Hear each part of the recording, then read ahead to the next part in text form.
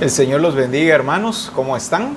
Creo que todos llenos de la gloria del Señor, experimentando al Señor como nunca lo habíamos experimentado. El Señor siempre nos lleva de gloria en gloria. Su palabra es fiel. La Escritura dice que somos llevados de gloria en gloria y esa debe ser la vivencia de los hijos de Dios. Una vida en plenitud, pero en plenitud del Señor Jesucristo. Hoy tenemos un servicio glorioso. El Señor sin duda alguna a través de su palabra bendice nuestras vidas y hoy me acompaña nuestro hermano Herbert Navas. Bienvenido, hermano Herbert. Gracias, pastor. Es una bendición, ¿verdad? Nuevamente estar compartiendo, ¿verdad? La palabra de nuestro Señor Jesucristo. Amén. Y gracias, ¿verdad? A usted por permitirme, ¿verdad? Una vez más de poder estar, ¿verdad? Edificándonos unos con los otros. Así es. El Señor nos ha estado edificando y como tú lo dices, lo hace los unos con los otros. Amén. El cuerpo de Cristo es el instrumento del Señor para la edificación. La Escritura declara que nos edificamos mutuamente según la actividad propia de cada miembro. Amén. Hoy el Señor también trae edificación para nuestras vidas, así que el Señor nos ha estado hablando sobre su naturaleza creadora. Hemos repetido muchas veces, ¿verdad?, cómo la iglesia ha visto a un Dios, podemos decir, en sus múltiples expresiones, pero no como el Dios creador, pero no como el Dios que es dueño, como el Dios que es soberano sobre todo. Y esta experiencia le ha faltado a la iglesia, esta experiencia de conocer al Dios verdadero, de conocer al Dios creador, y por eso se ha limitado tanto a veces en las manifestaciones del Señor sobre sus vidas. Amén. Es cierto, ¿verdad? Ahora el Señor nos está llevando a una etapa más, ¿verdad? Amén. O sea, a un crecimiento más aún, porque ahora Él quiere que lo conozcamos, pero como el creador de todas las cosas. Amén. No solo como nuestro Dios, ¿verdad? Sino el creador de los cielos y de la tierra, ¿verdad? Entonces, lo que el Señor quiere hoy para nosotros, ¿verdad? Que nos sometamos más aún a Él, ¿verdad? Para que le conozcamos y que manifestemos, ¿verdad?, las obras que Él ha mandado para nosotros. Sí, y es que parte de esta vivencia que el Señor nos está llevando a tener es que nos está educando en cuanto al conocimiento de Él, pero el conocimiento de que Él es el único Dios verdadero. Amén. El Señor nos ha estado hablando de esta parte en específico, ¿verdad? Dios es el único Dios verdadero, no es un Dios entre muchos dioses. Él es el único Dios verdadero. Fuera de Él no existe absolutamente nada ni absolutamente nadie. Así que como iglesia, esta vivencia debemos amarla, debemos abrazarla, debemos procurar nosotros tener el conocimiento de Cristo, pero un conocimiento vivencial, un conocimiento que me lleva a un desarrollo, a un crecimiento personal, a salir de aquella idea antigua del discípulo que únicamente depende de las experiencias del pastor o de la revelación que otros le pueden otorgar. Ahora el Señor, a través de esta palabra, llevándonos a conocerle como el único Dios verdadero, estamos teniendo experiencias verdaderas. Amén. Estamos teniendo testimonio verdadero. Ya no aquel testimonio de soy cristiano, pero solamente me limito a participar en las noches. O decir soy cristiano, pero un estilo de vida deja mucho que desear. Ahora el Señor nos está llevando a tener un verdadero estilo de vida. Una cultura, la cultura del reino de Dios se ha establecido entre nosotros porque este es el Dios verdadero al cual nosotros hemos estado sirviendo. Amén. Quisiéramos hoy ir a las Escrituras desde ya, así que vayamos juntos a Ezequiel capítulo 36. Vamos a leer varios versículos. Vamos a leer desde el verso 22 hasta el verso 38. Estos versículos los hemos estado viendo en los servicios anteriores, pero hay algo más que el Señor quiere mostrarnos a través de su palabra. Nos dice la Escritura: por tanto, di a la casa de Israel, así ha dicho Jehová el Señor, no lo hago por vosotros, oh casa de Israel, sino por causa de mi santo nombre, el cual vosotros profanasteis, vosotros entre las naciones donde habéis llegado. Y santificaré mi grande nombre, profanado entre las naciones, el cual profanasteis vosotros en medio de ellas. Y sabrán las naciones que yo soy Jehová, dice Jehová el Señor. Cuando sea santificado en vosotros delante de sus ojos, y yo os tomaré de las naciones, y os recogeré de todas las tierras, y os traeré a vuestro país. Esparciré sobre vosotros agua limpia, y seréis limpiados de todas vuestras inmundicias, y de todos vuestros ídolos os limpiaré. Os daré un corazón nuevo, pondré espíritu nuevo dentro de vosotros, y quitaré de vuestra carne el corazón de piedra, y os daré un corazón de carne, y pondré dentro de vosotros mi espíritu. Y haré que andéis en mis estatutos, y guardéis mis preceptos, y los pongáis por obra. Habitaréis en la tierra que di a vuestros padres, y vosotros me seréis por pueblo, y yo os seré a vosotros por Dios. Y os guardaré de todas vuestras inmundicias, y llamaré al trigo, y lo multiplicaré, y no os daré hambre. Multiplicaré asimismo el fruto de los árboles, y el fruto de los campos, para que nunca más recibáis oprobio de hambre entre las naciones. Y os acordaréis de vuestros malos caminos, y de vuestras obras que no fueron buenas, y os avergonzaréis de vosotros mismos por vuestras iniquidades y por vuestras abominaciones.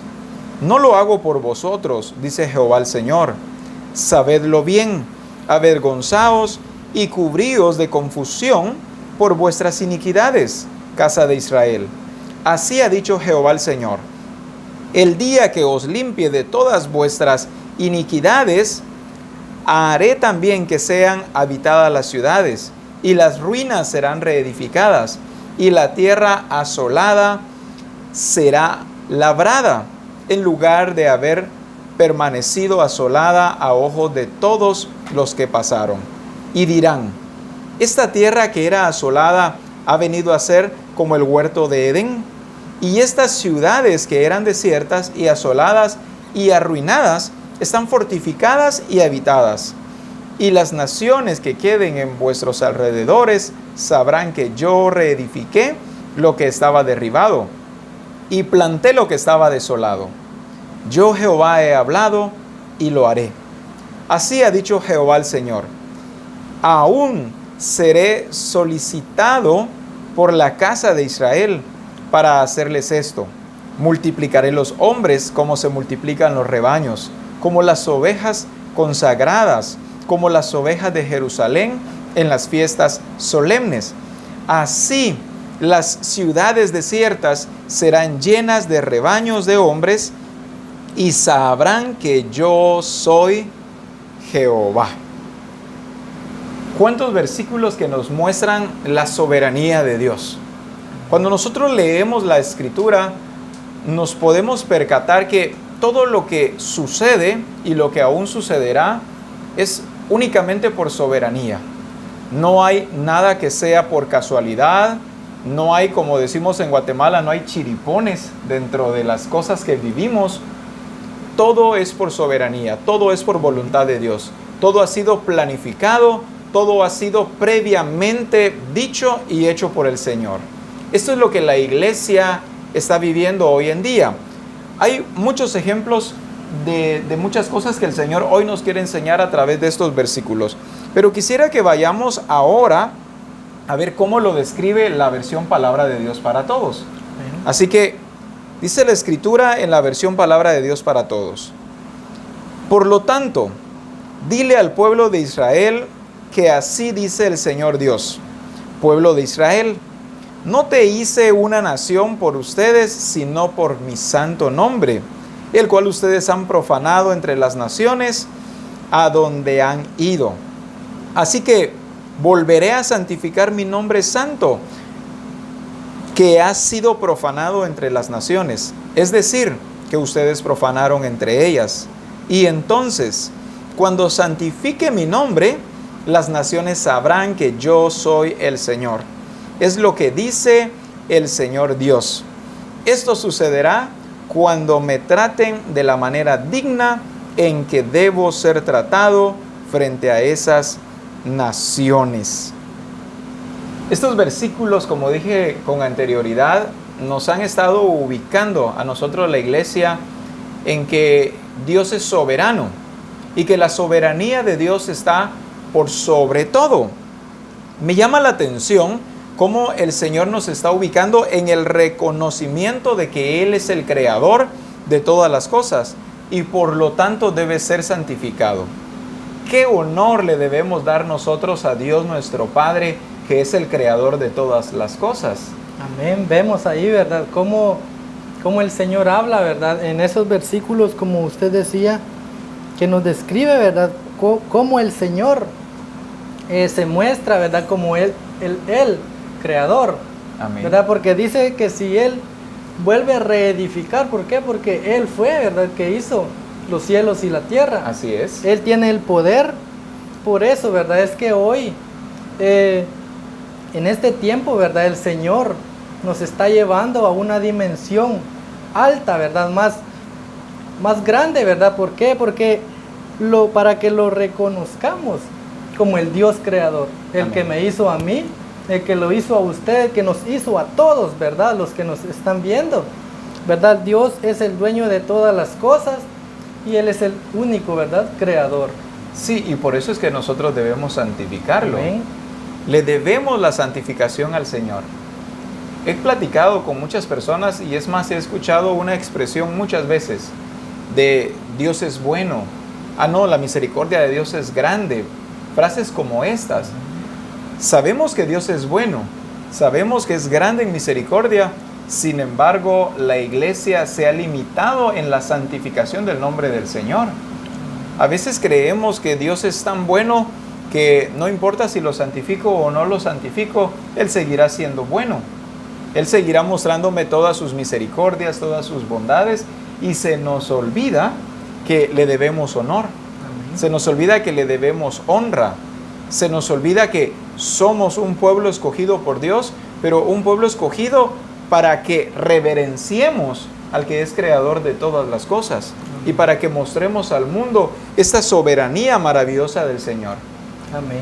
Hoy en día es necesario que la iglesia esté siendo llevada al reconocimiento del señorío de Cristo, al reconocimiento del señorío del único Dios verdadero. Aparentemente, la iglesia ya ha reconocido a Dios, pero cuando nosotros vemos cuántos faltantes aún la iglesia tiene, nos damos cuenta que necesitamos rendirnos delante del Señor, necesitamos nosotros entender que debemos santificar su nombre. En otra oportunidad, Herbert, estuvimos en servicio hablando respecto a que cuando nosotros no tenemos un testimonio que bendiga el nombre del Señor, estamos, en lugar de estar nosotros santificando su nombre, estamos, ¿cómo puedo decir? ¿Estamos deshonrándolo o estamos profanando el nombre del Señor? Pero la iglesia no se percata de estas cosas. Un estilo de vida que está en desorden, un carácter que no es el carácter de Cristo, es profanación del nombre de Dios. Y por eso menciono, la iglesia debe ser llevada al reconocimiento de Cristo. Amén. En un congreso, no sé si recuerdas tú, en un congreso hace tiempo el Señor nos estuvo hablando que es necesario evangelizar a la iglesia. A algunos les pareció locura, ¿verdad? Y hasta fue causa de mucha risa. ¿Cómo vamos a evangelizar a la iglesia si la iglesia ya se ha convertido al Señor? No, los que necesitan ser evangelizados son aquellas personas que aún no han reconocido el señorío de Cristo, aquellas personas que todavía están fuera. Pero el Señor nos ubicaba en que la iglesia necesita ser evangelizada, ser llevada al reconocimiento del señorío de Cristo, porque sus obras manifiestan a una iglesia que en lugar de estar sometida bajo la soberanía de Dios, encontramos a una iglesia envuelta en el humanismo, a una iglesia tomando decisiones, pero decisiones personales, o siendo guiada únicamente por sus impulsos o por sus deseos personales, pero no a una iglesia que está sometida bajo el gobierno de Cristo. Un ejemplo perfecto que nosotros tenemos en la Escritura es como el Señor Jesucristo dice: no hago yo mi propia voluntad, sino la voluntad del que me envió. Encontramos el ejemplo o el modelo por excelencia que es Cristo Jesús, de que nosotros tampoco tenemos el derecho de hacer lo que querramos. Nosotros ahora tenemos gobierno. Nosotros ahora tenemos Dios y es el único Dios verdadero. Es a Él, ¿verdad?, que nosotros debemos rendir toda adoración. No hacer, ¿verdad?, lo que a mí me parezca bien, sino hacer lo que dice su palabra, ¿verdad? Así como hacía Jesús. Amén. Yo no hago lo que yo quiero, lo que yo decido, sino lo que el Padre me envía a hacer. De igual forma, ¿verdad?, como está diciendo usted, pastor, nosotros fuimos puestos acá en la tierra, ¿verdad?, para ser identificados como hijos de Dios. Amén. Para mostrar al Señor, ¿verdad?, como el Creador, mostrando, ¿verdad?, las cosas que el Señor nos dice que hagamos en su palabra. Dice la Escritura: para que anunciéis las virtudes de aquel que os llamó de las tinieblas a su luz admirable. ¿Cuál es el propósito de nuestro llamamiento? ¿Será que el propósito por el cual el Padre nos llamó fue sencillamente trasladarnos de las tinieblas a la luz? No, dice que nos trasladó, sí, de las tinieblas a la luz, pero dice que es para que anunciemos las virtudes de aquel que nos llamó. Así que como iglesia, si algo nosotros debemos estar haciendo es mostrando al mundo las virtudes del Señor Jesucristo. Es expresando al mundo, mostrando al único Dios verdadero. Tenemos que ser esa iglesia que se somete bajo el gobierno de Dios. No una iglesia que ha sido trasladada, pero que vive como si nunca hubiera tenido traslado.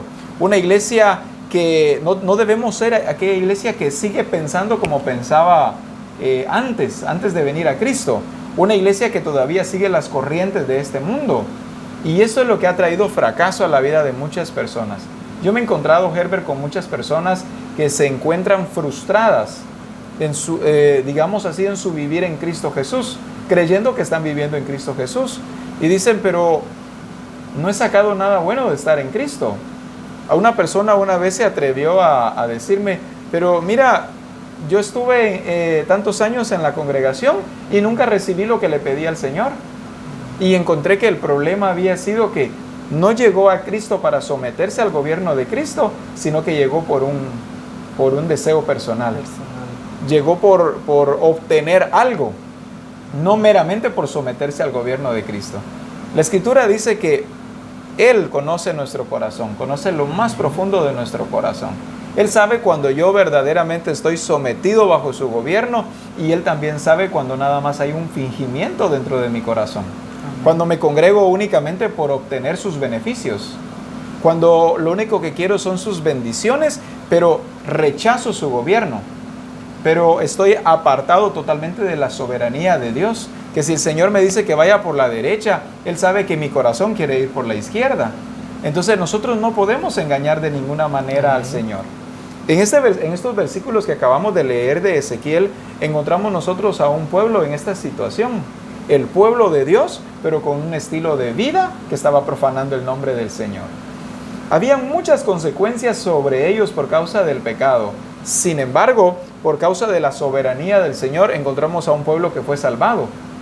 Pero esto sucedió por pura soberanía de Dios. No porque el pueblo lo mereciera, no porque hubieran hecho bien, sino la soberanía de Dios fue la que los llevó a ellos a que pudieran salir de ese estado en el que voluntariamente se habían metido. Ahora, hay algo más que quisiera que viéramos hoy. Generalmente nosotros hemos visto la acción de Dios como la expresión de su misericordia hacia nosotros. Hemos visto a un Dios misericordioso.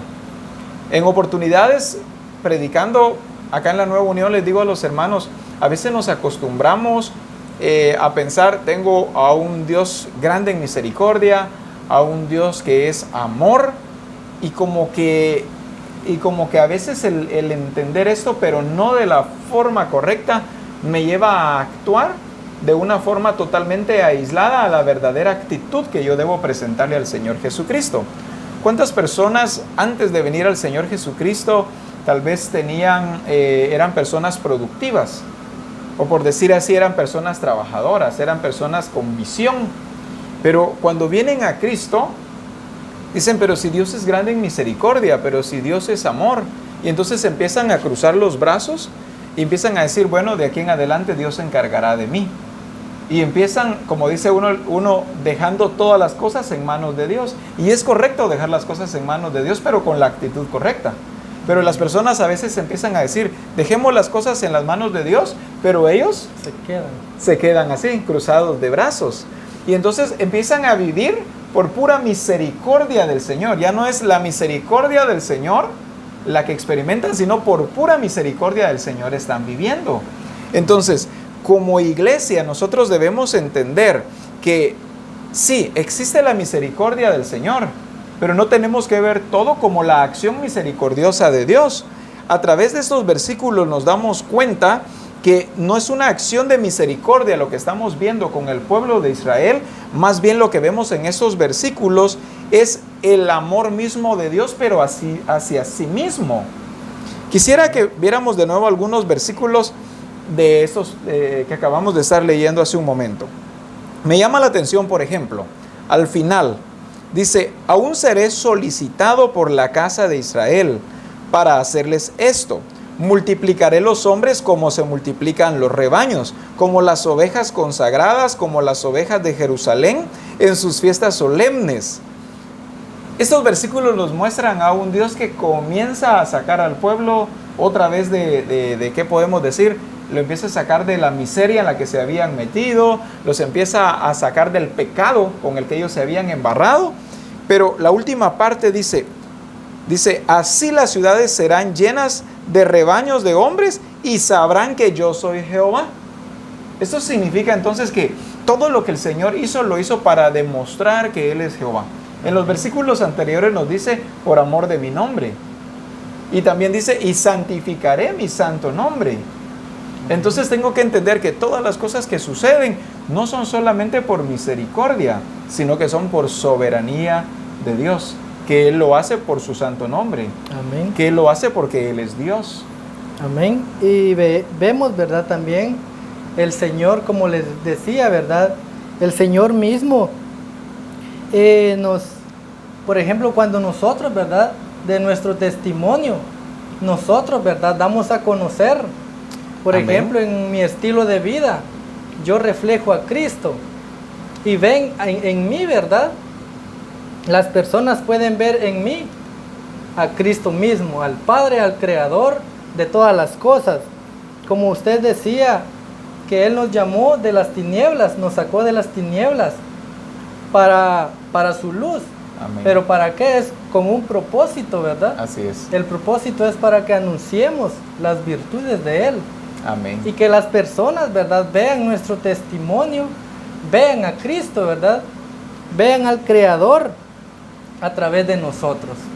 Y es que el anunciar las virtudes del Señor es la transformación que ha provocado nuestra permanencia en el Señor Jesucristo. Amén. El día de ayer apenas conversábamos con un hermano respecto a una hermana que vimos que permaneció en Cristo Jesús y hoy vemos frutos de transformación, de crecimiento, de desarrollo.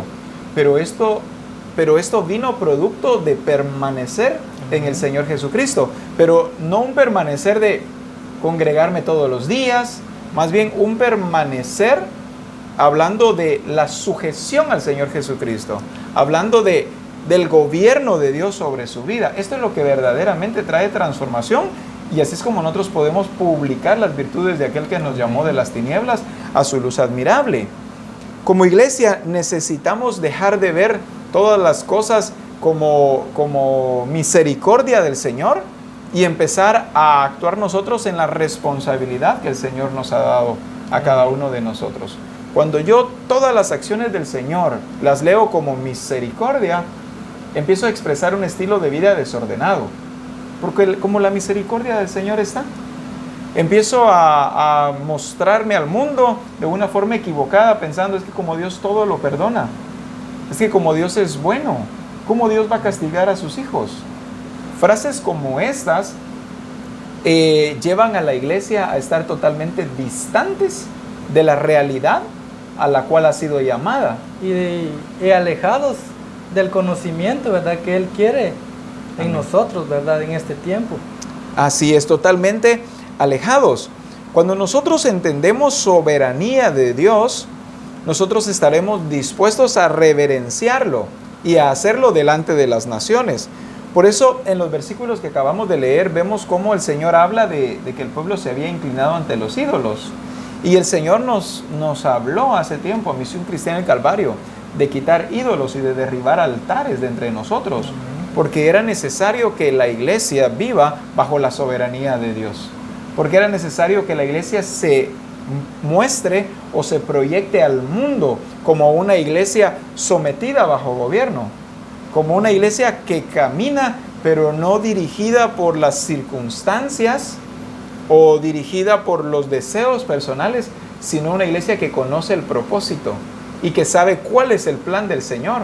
No una iglesia desorientada, no una iglesia que camina sencillamente, sino una iglesia que sabe perfectamente quién es el Dios que la dirige y hacia dónde la está dirigiendo ese Dios. Y eso es lo que lleva a esta iglesia a santificar el nombre del Señor.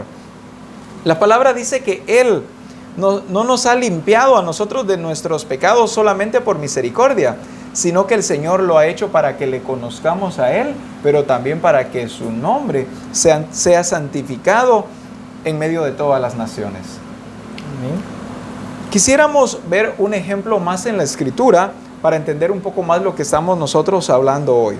Jonás capítulo 1 y verso 17. Dice la Escritura: pero Jehová tenía preparado un gran pez que tragase a Jonás, y estuvo Jonás en el vientre del pez 3 días y 3 noches. Este ejemplo de la Escritura nos muestra una vez más que no todo, vuelvo a decir, no todo es por misericordia. Hay soberanía de Dios. No es que la misericordia de Dios no exista, claro, la misericordia de Dios está presente. Es más, dice la Escritura, nuevas son sus misericordias cada mañana. Pero hoy el Señor nos está llevando a ver que aparte de su misericordia, Él hace todas las cosas por un plan que ya se ha trazado. Porque Él se ha determinado ya las cosas y las cosas tienen que suceder de la manera como Él lo ha dicho. Este versículo nos habla de Jonás y dice que Jehová tenía preparado un gran pez que se tragase a Jonás, y estuvo Jonás en el vientre del pez 3 días y 3 noches. Pero, ¿cuál fue la instrucción o cuál fue la orden que se le dio a Jonás antes de que se lo tragara el pez? El Señor, ¿verdad?, le había dado instrucciones, podemos decir, cómo hacer, pero vino Él, cambió Amén. lo que el Señor le había dicho. Y es allí, ¿verdad?, donde el Señor a nosotros, ¿verdad?, nos habla que cómo debemos trabajar en el propósito de Él. Cómo cada uno de nosotros, ¿verdad?, debemos hacer el trabajo que el Señor nos ha dado. Demostrar a ese Dios creador esa tarea que Él nos dio, ¿verdad?, de hacerla perfectamente. Y es que a Jonás el Señor le dijo, ve a Nínive. Pero dice la Escritura que Jonás agarró un rumbo diferente al que el Señor le había dicho. Más adelante encontramos esto, ¿verdad? Cómo viene el pez y se traga a Jonás. Y luego vemos a un Jonás llegando a Nínive.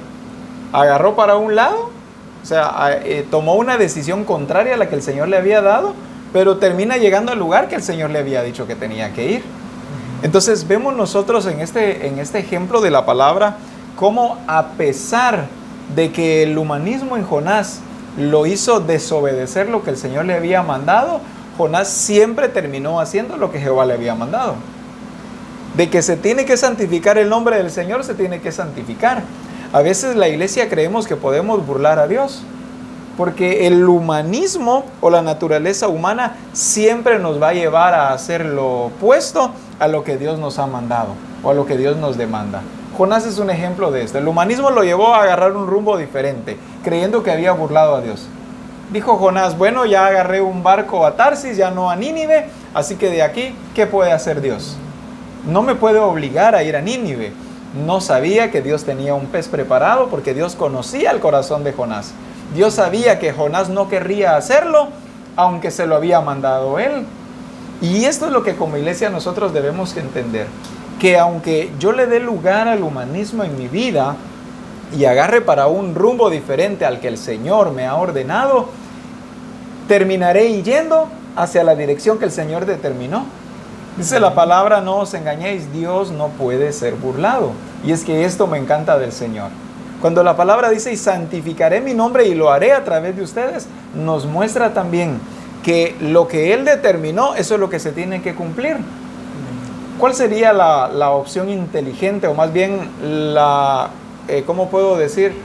¿Cuál sería la acción inteligente, más bien dicho, de la iglesia cuando el Señor le manda o le ordena que haga algo? Apegarse, ¿verdad?, a los mandatos del Señor.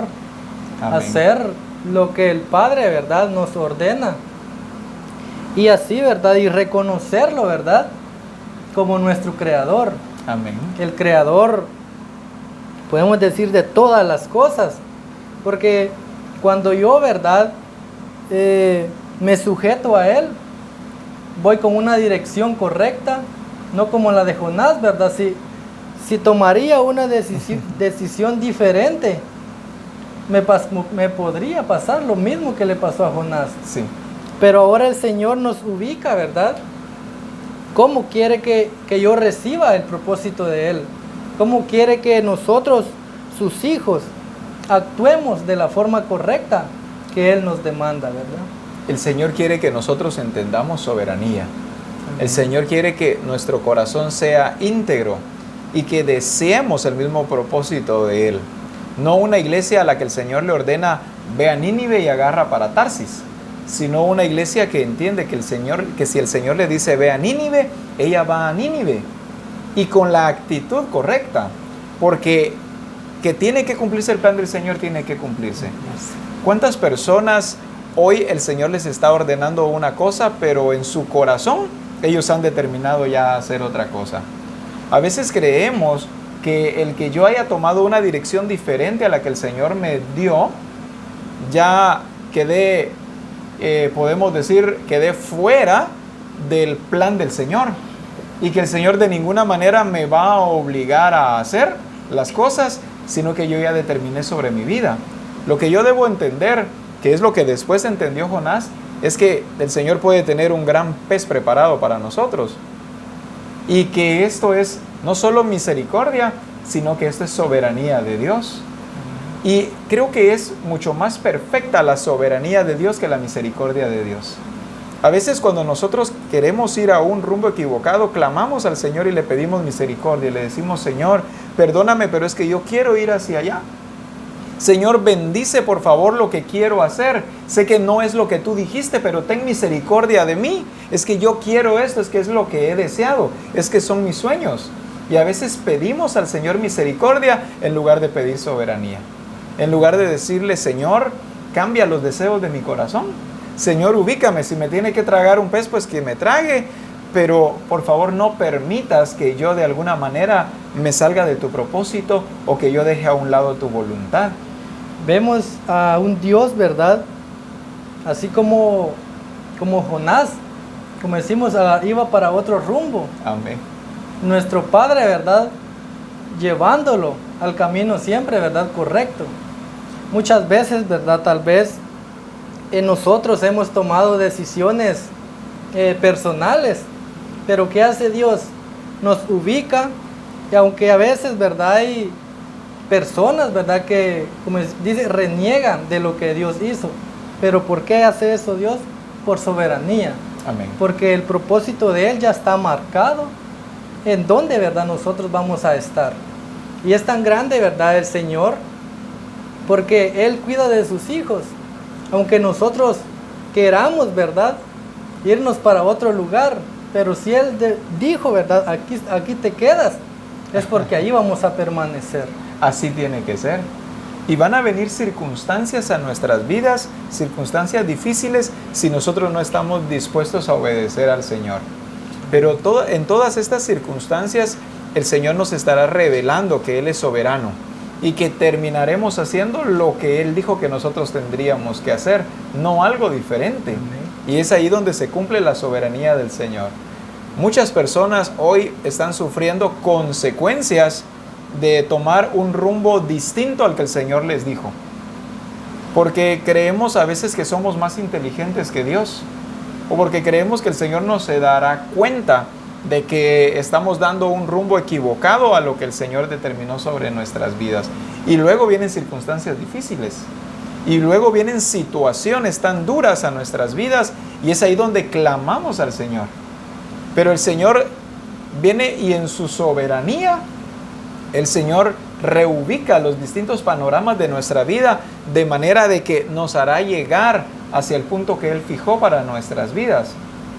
Algo que yo he entendido como discípulo del Señor Jesucristo es que es necesario que yo obedezca al Señor por voluntad propia y no por consecuencias.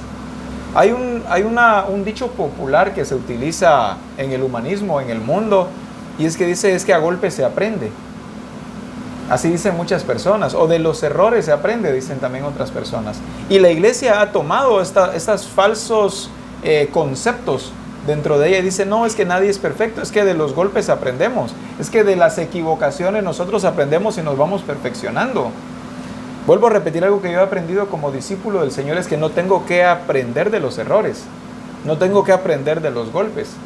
Debo aprender por voluntad propia, debo aprender porque obedezco lo que el Señor me ha dicho que debo obedecer. ¿Cuánta gente he escuchado hoy dando testimonios y dicen, en mi vida me sucedió esto, me sucedió aquello? Y lo que cuentan son puros sufrimientos, lo que cuentan son puras calamidades, pura falta de obediencia al Señor. Pero dice, pero de todo ello aprendí y ahora soy fiel al Señor. Entonces pienso inmediatamente, pero ¿por qué tenía que pasar todo eso? ¿Por qué se lo tenía que tragar el pez? ¿Por qué tenía que ser golpeado de esta manera o de aquella? Cuando tan sencillo era hacer lo que el Señor le mandó a hacer. Amén. Porque el humanismo siempre nos va a llevar a hacer lo contrario a lo que el Señor ha indicado. Vemos al Señor Jesucristo diciendo nada de eso, ¿verdad? Como dice usted, dicho, ¿verdad? De personas a golpes se aprende. Amén. Jesucristo, ¿verdad? No anduvo diciendo eso. No aprendió a golpes. No aprendió a golpes, sino Él aprendió a vivir conforme, ¿verdad? Al diseño que el Padre le mostraba. Amén. Y como dice usted, ¿verdad? Nosotros debemos sujetarnos a Él para no pasar, ¿verdad? Como dice a lo que otras personas cuentan o así. Amén. Sino hacer, ¿verdad? Solamente la voluntad del que nos envió. Jesucristo en ningún momento, como dice esto en la Escritura, no aparece ni una sola vez que por causa de las equivocaciones tuvo un mayor conocimiento de Dios el Padre, o que por los errores que cometía frecuentemente se volvió maduro. No, encontramos a un Jesús que fue perfecto en todo, que siempre se reveló hacia el Padre y hacia el mundo entero como el Hijo obediente, como el Hijo que lo que oía del Padre, eso hablaba. Lo que el Padre le mandaba, pues eso hacía. O sea, no encontramos a un Jesús que le llevara la contraria a Dios nuestro Padre. Cumplió el propósito del Padre en él y en nada se equivocó. Y ni una sola vez pecó. Como iglesia nosotros debemos entender que estamos bajo la soberanía de Dios y que nunca debemos tomar la dirección que la voluntad humana nos indica o que el resto del mundo está llevando. Yo debo estar dispuesto siempre a obedecer a Dios. Algo que me encantó estudiando uno de nuestros libros que el Señor nos ha dado, y es que dice, la iglesia se ha enfocado tanto en querer entender los designios de Dios para poder cumplirlos, cuando lo único que corresponde hacer es obedecer todo lo que se nos ha ordenado. En esto se ha equivocado mucho la iglesia, leyendo mucho la Escritura, y claro, es bueno leerla, manual tras manual, libro tras libro, para tener conocimiento de los designios de Dios, cuando lo único que la iglesia necesita es obedecer lo que el Señor ha dicho. Que si yo tomo en mis manos la Escritura y me pongo a leerla o me pongo a escudriñarla, es para obedecer todo lo que Él dice allí. No solamente para tener conocimiento de Dios o para saber cuáles son sus designios. No, debo ocuparme en obedecer lo que el Señor ha dicho en la palabra. Me ha sucedido en varias oportunidades. El Señor nos da muchas experiencias en nuestro caminar. Y muchas personas se han acercado a mi casa y me cuentan sus situaciones y me dicen, pastor, fíjese que estoy pensando hacer esto y esto y esto y esto. Pero luego viene el Espíritu del Señor y me dice, dile que no es por ahí, dile que es por este otro lado. Entonces vengo y doy las directrices que el Señor me da para ellos. Se van de la casa. Pasado un tiempo me doy cuenta que tomaron un rumbo diferente al que el Señor les indicó a través de mi persona o a través del Espíritu del Señor. Tiempo después regresan y me dicen, pastor, cabal lo que me dijo que no hiciera, eso hice. Y cabal lo que me dijo que me iba a pasar, cabal eso me pasó. Entonces viene a mi corazón un poco de compasión, pero al mismo tiempo me gozo en el Señor de ver que la soberanía de Dios es perfecta. Y que la palabra dice que nadie puede burlar al Señor. Y luego veo a las personas volver otra vez al Señor Jesucristo.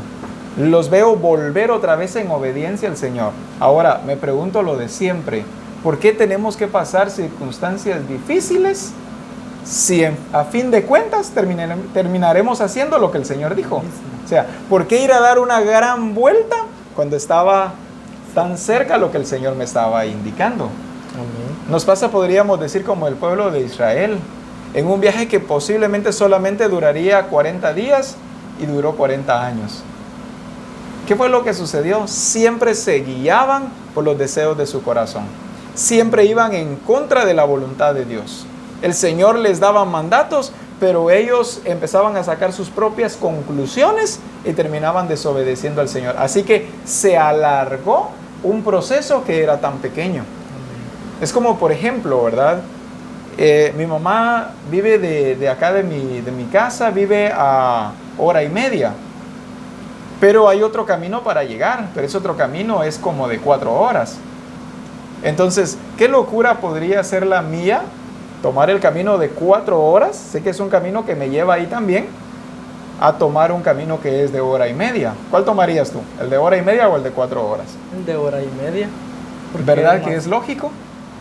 Es lógico entender que siempre debemos tomar el mejor camino, el que el Señor nos está indicando. Pero las personas a veces creemos ser un poquito más listos que el Señor. Y decimos, no, es que este otro camino está mucho mejor, creo que es más cercano, cuando sabemos que se aparta totalmente de la gracia y de la voluntad del Señor. Por eso, ¿verdad? El Señor, como decía al principio, en este tiempo nos ha estado llevando, ¿verdad? A conocerlo más, ¿verdad? Porque allí no me voy a perder. Pero si yo vengo y hago lo que yo quiero, ¿verdad? Lógicamente, ¿verdad? Como dice usted, voy a ir a dar una gran vuelta y voy a quedar donde el Señor, ¿verdad? Tiene preparado para mí. Amén. ¿Verdad? Pero por eso, cuando cada uno de nosotros, ¿verdad? Obedecemos al Señor, ¿verdad? Él tiene un propósito, Él nos va a guiar, ¿verdad? Y no vamos a tropezar, sino que vamos a ir, ¿verdad? Donde Él quiere. Amén. Es perfecto nosotros vivir en la soberanía del Señor. El Señor nos está educando, nos está instruyendo como Misión Cristiana El Calvario para vivir bajo el gobierno de Dios. No para vivir bajo el gobierno de las tinieblas, pero en apariencia de que estamos en el reino de Dios. Seamos discípulos verdaderos. Seamos hijos de Dios, pero hijos de Dios que santifican el nombre del Señor. En estos versículos que estuvimos leyendo al principio de Ezequiel, encuentro la soberanía del Señor, porque encuentro a un pueblo totalmente separado de la santidad y profanando el nombre del Señor. Sin embargo, al final de estos versículos vemos cómo el Señor cumplió lo que se había determinado en su corazón desde el principio. No por el pecado del pueblo, no porque se habían desviado, no porque habían profanado el nombre del Señor. El Señor dijo, renuncio y hasta acá llegó mi plan perfecto sobre ustedes, ¿no? El Señor lo llevó a cabo, el Señor lo cumplió. Sí, ellos tuvieron padecimientos, ellos tuvieron muchas situaciones duras que tuvieron que enfrentar, pero el Señor terminó cumpliendo lo que se había determinado desde el principio. El Señor tiene para nosotros una vida perfecta. Así como Él es perfecto, nosotros también hemos sido llamados a vivir en perfección. Así como Él es santo, dice la Escritura que nosotros también somos santos porque es su misma naturaleza dentro de nosotros. Demos lugar a que el Espíritu del Señor sea quien nos guíe. Demos lugar a que sea la misma presencia del Señor la que nos manifieste a nosotros qué es lo que nosotros debemos hacer. Es necesario que renunciemos al yo personal. ¿Cuál es el yo? El yo son todos los sueños que había determinado para mi propia vida. El yo son mis anhelos, son los deseos de mi carne. Son aquellos planes que hice, pero que los hice por mi propia voluntad. El Señor quiere que hoy abandonemos el yo, así como lo hizo el Señor Jesucristo, y que determinemos en nuestro corazón vivir, pero vivir de acuerdo a su palabra, pero vivir de acuerdo a la voluntad de nuestro Padre, así como lo hizo el Señor Jesucristo. Hoy queremos despedirnos en nuestro servicio y nuestro hermano Herbert nos dará unas palabras para despedirnos. Amén. El Señor, ¿verdad?, nos enseñó en esta hora cómo, ¿verdad?, cada discípulo le conozcamos, ¿verdad?, más aún, le conozcamos como nuestro Creador, que no le conozcamos, ¿verdad?, no solo como nuestro Dios, sino que, claro, es nuestro Dios, pero ahora, ¿verdad?, nos enseñó que debemos reconocerle como nuestro Creador, Él, ¿verdad?, Él nuestro Creador, y cada uno de nosotros, ¿verdad?, debemos obedecerle a Él. Amén. Que disfruten de la soberanía del Señor, que disfruten del gobierno de Dios. Esto es para disfrutarlo. El gobierno de Dios no es para sufrir, el gobierno de Dios es para deleitarnos. La palabra dice que su voluntad es buena, es agradable y es perfecta. Así que deleítate de esa manera. Que el Señor te bendiga y te prospere en todo lo que emprendas.